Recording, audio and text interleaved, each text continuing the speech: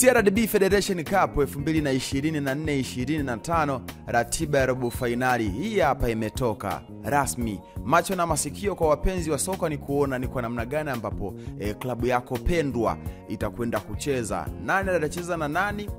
Tarehe 13 ya mwezi wa 4 mwaka 2025 katika dimba la KMC Complex majira ya saa 10 kamili za jioni, Simba Sports Club watawaalika Mbeya City Koma Kumwanya, timu ya daraja la kwanza kutoka jijini Mbeya, watacheza na Simba Sports Club katika dimba la KMC Complex tarehe 14 ya mwezi wa 4 mwaka 2025 katika dimba la Meja Jenerali Samuyo saa 10 kamili za jioni. JKT Tanzania watawakaribisha Pamba Jiji ya jijini Mwanza katika mchezo ambao utapigwa siku ya tarehe 14 mwezi wa 4 mwaka 2025. Tarehe 14 hiyo mwezi wa 4 mwaka 2025 katika dimba la CCM Liti mkoani Singida saa 10 kamili za jioni, Singida Black Stars watawaalika Kagera Sukari. Wakulima hawa wa Kagera, wakulima hawa wa sukari wa miwa kutoka kule mkoani Kagera watakuwa wageni dhidi ya Singida Black Stars, hawa wakulima wa alizeti kutoka mkoani Singida.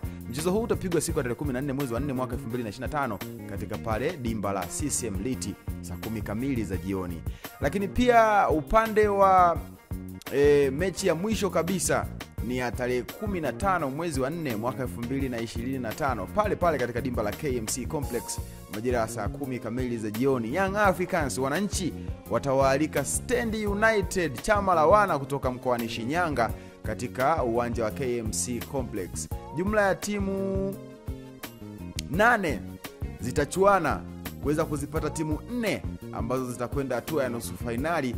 Baada ya timu hizo 4 zitapatikana timu 2 ambazo zitakwenda kucheza finali. Hatimaye rasmi bingwa wa CRDB Federation Cup 2024-25 atapatikana.